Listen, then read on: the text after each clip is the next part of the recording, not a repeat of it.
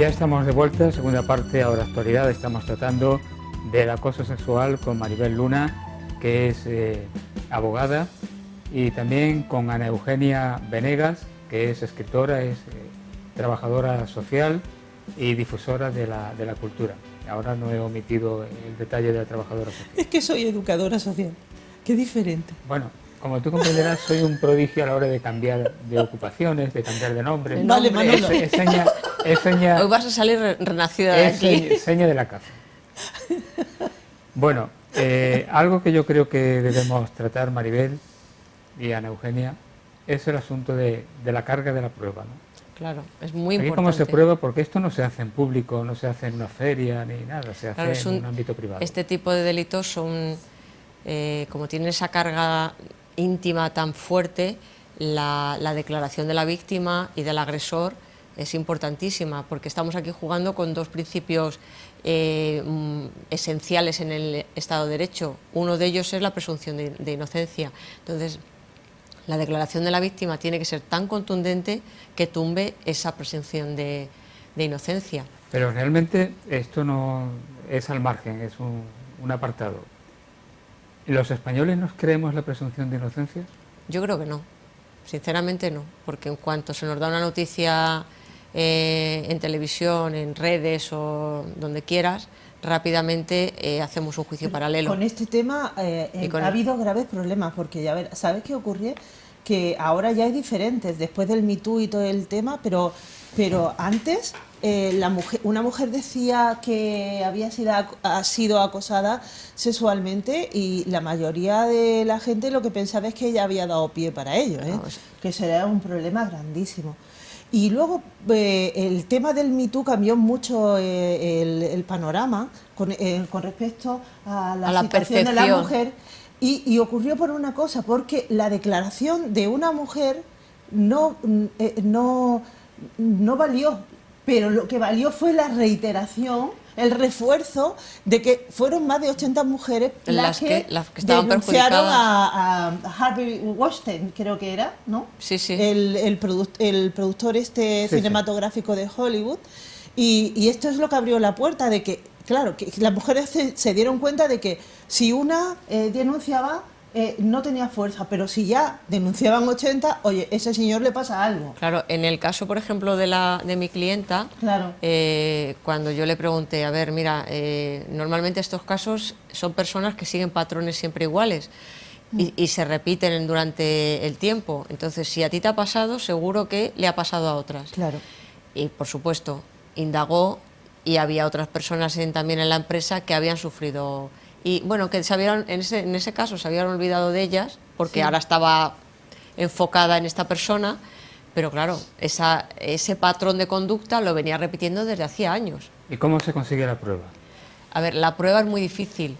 Es importante, vuelvo a repetir, la declaración de la víctima. Y el Tribunal Supremo nos dice que para que esa prueba tenga esa fuerza que tumbe la presunción de inocencia, tiene que ser objetivamente creíble, es decir, que no tenga contradicciones, que se vea que con todo lo que hay alrededor pues cuadran las cosas, subjetivamente verosímil, que esa persona no esté haciendo esa denuncia porque tenga una enemistad o un ánimo de venganza o tenga algo pendiente con su agresor, y que esa conducta, o sea, esa declaración se mantenga en el tiempo. O sea, que tú mañana a esta señora le vas a preguntar qué te pasó y te va a contar exactamente lo mismo, porque es verdad. O sea, en cuanto las cosas cambian o se van variando, ven que esa declaración no es cierta. Yo aconsejo que las personas que se puedan encontrar en esta situación o empiecen a sentir que pueden estar en esta situación, que guarden mails, que graben, hagan grabaciones, que procuren tener alguna ayuda, que se pongan en contacto con otras víctimas. Sí, pero imagínate que tú estás trabajando y puedas decirle a un compañero o a una compañera, oye, mira, me da la sensación de que me pasa esto, por favor, puedes estar pendiente para que esa persona después pueda actuar como testigo. O sea, toda prueba es importante. ¿Qué responsabilidad? ¿Y vas a decir algo? Sí, Yo iba a decir porque a ver, personalmente he sufrido este tipo de acoso, ¿no? Pero cuando una sufre un acoso, excepto que te hayan preparado para ello o que te busques un abogado, una está tan perdida y se siente tan mal que no piensa en grabar, que no piensa, yo solo pensaba a ver si Dios hace un milagro y este señor se muere. Fíjate qué locura, claro. ¿No? Sí, es un desvalimiento el que tienes. Claro. Yo cuando veía a mi clienta es que la veía como una niña pequeña a la que le han pegado por todas partes. Claro, no sabía dónde acudir y era una persona adulta, con una vida totalmente normal, con su marido y bueno, y tenía la suerte de que su marido la estaba apoyando en todo y la creía, porque como tú decías también, el problema muchas veces es que no te creen, porque hay mujeres a lo mejor que visten de una determinada manera más llamativa y ya porque visten más llamativos, pues ya eso significa que están dando pie a... No. ¿Qué responsabilidad tienen las empresas? ¿Cómo deben actuar? Pues mira, este tema también a mí me preocupa. Las empresas tienen que tomar acciones preventivas. Toda empresa que tenga implementado un sistema de prevención de delitos estará haciendo mucho porque este tipo de conductas no pasen. Y eso se hace pues a través de formación, de una serie se pueden utilizar una serie de herramientas como pueden ser cuestionarios periódicos en los que se hagan una serie de preguntas claves y tus empleados respondan y tú testas cómo se está moviendo la gente en tu empresa. Muchas veces en la cronificación de este tipo de conductas la sociedad ha tenido mucha culpa porque se ha sido muy permisivo, ¿no? Porque esto se ha sabido siempre que ha existido y no se ha tratado tanto como se trata en la actualidad, u otro asunto como es el tema de la pederastia, que bueno, yo creo que ha sido algo que la sociedad tiene cierta conciencia y no ha dado nunca el paso a denunciar como ahora se hace masivamente, ¿no os parece? Yo creo que ahora tenemos mucha información, en ocasiones exceso de información, no en este caso que siempre es buena, porque cuando personas que están pasando por estos dramas, porque son auténticos dramas y tragedias, se pueden ver reflejadas en determinadas noticias, yo creo que eso les da fuerza para dar el gran paso que es el de denunciar, porque aquí hay dos dramas, el primero que te esté pasando y el segundo cuando des el paso de denunciar, ahí viene otro, un momento muy, muy fuerte también, porque vas a tener que revivirlo todo, vas a tener que convencer a todos de que eso es lo que a ti te está pasando. Y eso es otro camino, otro calvario que hay que pasar, por un poco lo que tú decías, Ana Eugenia. Bueno, si cuando se hace una denuncia, no sé si eso habrá variado, lógicamente, queremos pensar que haya variado, pero siempre tradicionalmente ha sido muy difícil que una mujer pudiese denunciar una violación, donde hay hechos bastante más evidentes que puede haber en un acoso sexual. Claro. Luego aquí todavía es mucho más difícil. Pues fíjate lo que ha pasado, por ejemplo, con el tema de la manada.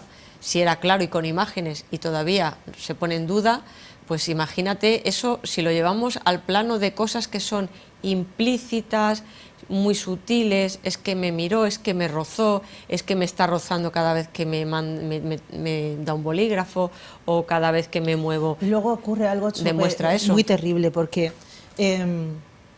Cuando el que te acosa es un igual, la mujer de hoy, la mayoría estamos empoderadas para decir, oye, no te pases ni un pelo y directamente no, pero cuando es un superior, cuando tu trabajo depende de eso, cuando tú tienes a lo mejor una familia que mantener,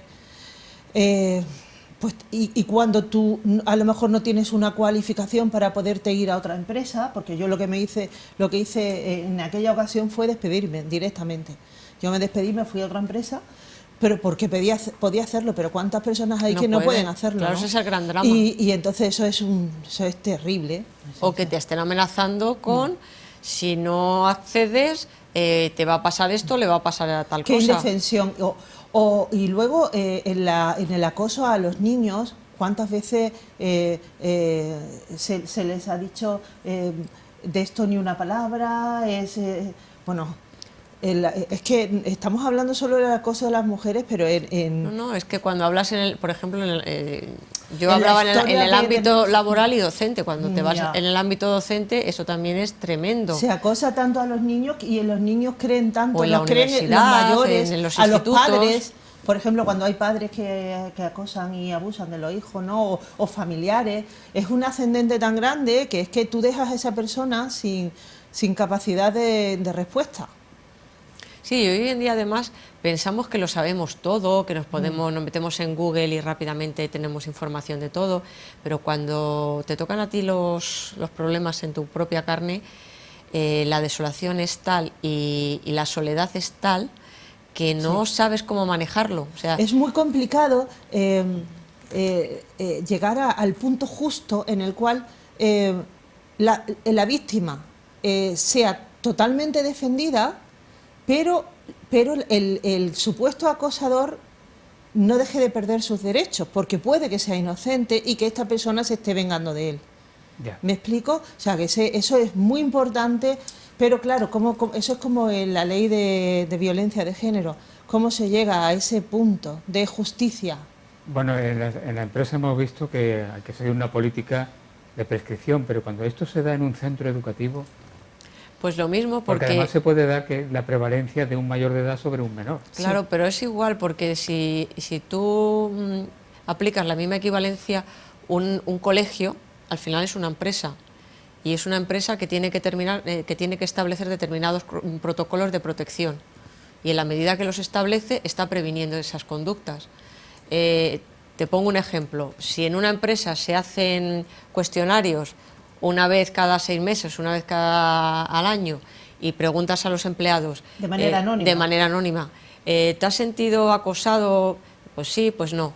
Y en un colegio lo haces igualmente, o en una universidad lo haces igualmente, porque esto se tiene que aplicar tanto a nivel privado como a nivel público. Yo creo que todos estos protocolos funcionan tanto en la ley de violencia de género como en este tipo de asuntos de acoso, siempre que no haya una patología, que no haya una psicopatía. Claro, porque entonces entramos en otros temas. Claro, el que realiza una violencia de género o un acoso desde el punto de vista de la falta de empatía totalmente, de que sobre el que ejerce lo cree un objeto, pues ahí no hay nada que hacer. Claro, claro. ¿Cuál es el plazo de prescripción de estos delitos? Pues estos delitos no sé si son... ¿Prescriben? No sé si tendrá... Ahora mismo me has pillado, ¿no? Ahora mismo no lo sé, pero me imagino que tendrá 15 o 20 años de prescripción. Yo creo que actualmente todo delito prescribe. No, hay algunos, bueno, los de lesa humanidad, por ejemplo, no prescribe. Sí, al margen pero normalmente creo que son... también depende de si son leves o graves, porque cambió la ley. Y a la hora de juzgarlos, ahí tenemos otro problema, ¿no? Claro, el que te digo, el de la prueba, se trata de delitos... No, pero me refiero al tribunal que juzga. Perdón. No te preocupes, eso pasa hasta en las mejores familias. Bueno, yo quería... pues juzga, perdón, es el tribunal, un juzgado de lo penal, quien tiene que juzgar esto. Hay que tener una preparación especial. Se debe reclamar una formación especial para el juez o la jueza. Como el de menores, por ejemplo, dices. A eso me refiero. No, en este caso las diligencias previas se hacen en el juzgado de instancia que corresponda, y después se pasa a la audiencia provincial para juzgarlo. No hay juzgados como los de violencia de género para que se traten estos temas, porque el acoso laboral puede ser tanto de hombre como de mujer, y puede ser tanto en el ámbito laboral como docente. Claro. Hay unas... como consejos para evitar o para... Sí, una educadora social, enhorabuena, te he dado el cargo correcto, educadora social. ¿Qué puede hacer? ¿Qué pedagogía se puede hacer? Bueno, es una respuesta, tiene que ser una respuesta rápida y seria. O sea, cuando alguien te está acosando, no puedes intentar sonreír para suavizar el ambiente, ni puedes agachar la cabeza como si fuese culpa tuya. Estoy totalmente de acuerdo. Tienes que mirar directamente a los ojos y decir, no me gusta lo que estás haciendo, me estoy sintiendo mal, yo me estoy sintiendo mal, y porque esto que estás haciendo está mal. Porque a veces hasta el otro tiene que comprender que lo que está haciendo está mal. Y a veces hay gente que por tradición, por costumbres, por educación, por lo que sea, no lo sabe. Y luego, si resulta que te están tratando como un objeto, por ejemplo, si estás en una discoteca, en un lugar que no es un lugar de trabajo, que esa persona no te conoce, o cuando sea, por ejemplo, un menor, que alguien lo aborda o algo así por el estilo, es muy bueno que digas: hola, que digas: yo soy fulanito de tal, mi madre es fulanita de tal, o sea, que te identifiques como un ser humano para que el otro comprenda que tú no eres una cosa. Yo creo que en eso ¿Me explico? Nos falta formación, pero desde pequeños. O sea, sí. Si este tipo de, no te digo todos los días, ni mucho menos, pero ya desde pequeños se diera formación en este sentido, de vez en cuando alguna charla, y enseñar a los niños a empoderarse para situaciones como estas, y tengan esas herramientas, porque son momentos de bloqueo. Cuando te pasan esas cosas, como no te las esperas, de bloqueo, te quedas bloqueado, y por muy bien que te desenvuelvas en tu vida normal y diaria, como eso no te pasa todos los días, no te lo esperas, cada uno no sabemos cómo vamos a reaccionar. Me contaba, bueno, una chica, una muchacha, una mujer ya de 20 y tantos años, que había ido a un médico, y que el médico le empezó, le iba por una cosa y le dijo: desnúdate. Cuando era necesario. Sí, no era necesario, y además le dijo: eres muy guapa, y una serie de cosas que no venían al caso, y ella, que es una mujer bastante decidida y le digo: pero tú no le... Dice: no, me quedé bloqueada. Claro, me quedé por eso te bloqueada. Digo que son situaciones... Esa es la historia. Sí, pues hombre, uno va al médico y no espera que el médico le diga eso. Efectivamente, y además que los médicos... yo gracias a Dios, mira que he ido a médicos de mi vida, nunca jamás me ha pasado semejante cosa, que son profesionales maravillosos. Para esto nunca estás preparado, o sea, claro. tú y yo venimos hoy aquí y sabemos más o menos lo que nos puede pasar, pero para este tipo de cosas nunca sabes cuándo te va a pasar. Eso es como lo de los padres. Cuando un padre comete acoso y abuso sexual, el hijo no tiene respuesta. ¿Por qué? Porque nunca te piensas que un padre va a querer el mal para el hijo. Ni nadie de las personas que te rodean. Incluso el bloqueo es... Cuando alguien tiene cierta aversión hacia ti, del tipo que sea, lo puedes manejar de otra manera, pero cuando tiene ese contenido sexual, te bloqueas porque no te lo esperas. Y en la medida que no te lo esperas ni sabes cómo reaccionar, pues te quedas... al final lo recibes y te conviertes en víctima porque no has sabido manejar esa situación. Y no estoy diciendo que seas culpable, porque para mí el culpable es el que acosa. Claro. Pero por eso digo que la educación, la formación es importante, porque cuando tú sabes reaccionar ante determinadas situaciones, pues no te pasan o las minimizas. Si tú no sabes nadar y te caes al agua, te ahogas, pero si has aprendido a nadar, te caes y nadas y te defiendes.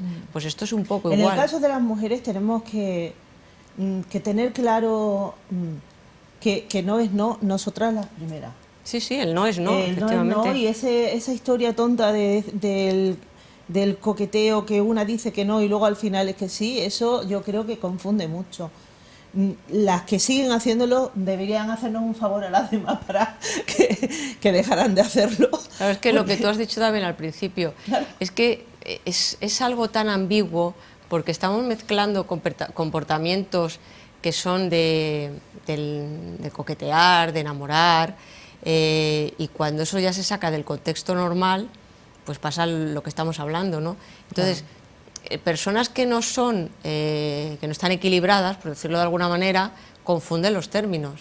Entonces, todos entendemos más o menos en el sentido común lo que está en ese ámbito del coqueteo, y cuando una persona es equilibrada y te dicen no de una forma expresa o implícita. Es en el momento en que te sientes incómoda. Pero en ese proceso hay personas que te dicen en un momento determinado algo o hacen algo que el otro percibe como que a partir de ahí ya no puede hacer nada, claro, y se acabó.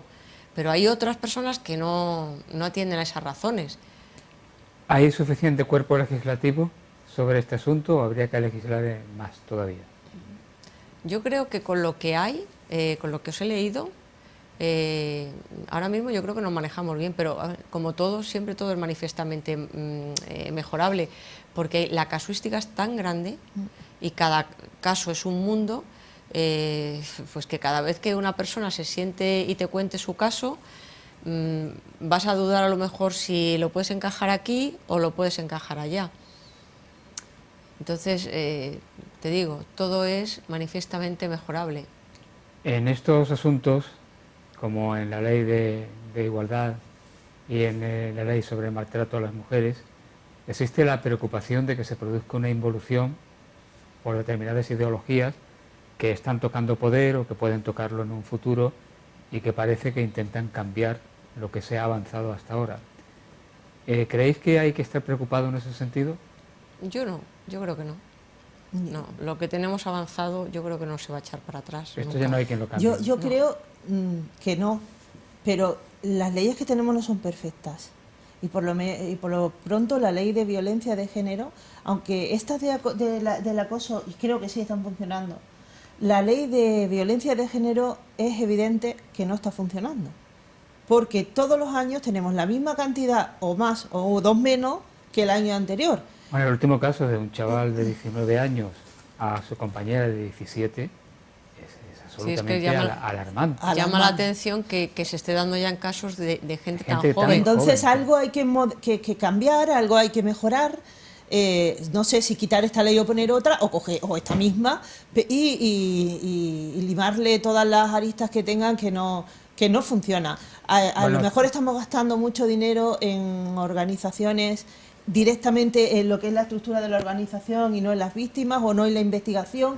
Yo pienso que tiene que haber más investigación y ver por qué ocurren este tipo de hechos. Por qué hay que no es exclusivamente un asunto presupuestario. No. Yo creo que es un tema también que se puede atacar desde casa.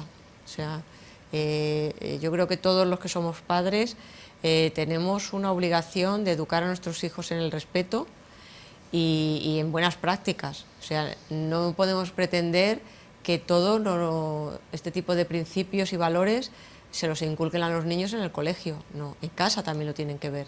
En casa también la ley está para protegernos cuando hay gente que no respeta. Sí, pero te quiero decir que yo creo que la mayoría de la gente respeta, ¿eh? Sí, pero sí, claro, está claro. La mayoría de los hombres son maravillosos y la mayoría de los sacerdotes, el 99% jamás... Hombre, porque en cierto modo en respetar las normas hay un consenso. Si no existiese un consenso social invisible, digamos, no existiría el derecho. Claro. Por eso es que, como tú preguntabas, ¿qué se puede hacer? Pues visto desde una óptica muy global y muy desde arriba, yo entiendo que un primer paso sería que en casa eso se transmita a tus hijos. Después en el colegio también, que haya lo que estábamos hablando, de determinada formación. Cuando ya eres adulto, que vas a una empresa y haya... protocolos de prevención y vamos, en las empresas. ¿Sabéis que en las Fuerzas Armadas había una comandante que denunció a cuatro mandos superiores por acoso sexual? Solo uno de ellos se pudo probar, que creo que a este señor lo degradaron o algo, pero ella decidió irse del ejército. Creo que era de la Armada, porque comandante tiene que ser de la Armada, ¿no? Debe ser de la Marina. Sí. Comandante también hay ¿En tierra? En tierra. Ah, sí. Bueno, no, en aire creo que es. Bueno, pues esta mujer decidió irse y porque claro, tú sabes lo que es quedarte en un recinto tan reducido siendo alguien que ha acusado a compañeros. Eso es muy difícil. Entonces esta mujer se fue. Pero eso creo que ocurrió en el 2015 y a partir de ahí se lo tomaron muy en serio porque los militares se lo toman esto muy en serio y han creado unos protocolos bastante férreos con ese tipo de test anónimos y de este tipo de cosas. Es un tema tan amplio que seguramente lo trataremos más adelante otro día. Sí. Te agradezco mucho, Maribel Luna, mi abogada de confianza. Gracias a vosotros. Por haber venido y habernos explicado todo lo referente a este asunto. Y mi educadora social de confianza, Ana Eugenia Venegas. Sí. Gracias también por haber venido. Oye, felicidades, porque te hayan concedido la medalla. Yo también quería felicitarte por la... Me ha llevado una alegría, de verdad, muy merecido. Bueno, os lo agradezco. Hoy somos afortunadas de que nos haya llamado una persona tan insigne. De verdad. Bueno, gracias. Ay, se va a poner colorado, mira. Es que a mí esto me abruma un poco. ¿Ah, sí? Sí, me abruma, pero bueno, Tú agradezco. escribes un discurso que te va a salir muy bien y ya está. Vale. A todos ustedes, gracias por la atención que prestaron. La próxima semana regresaremos.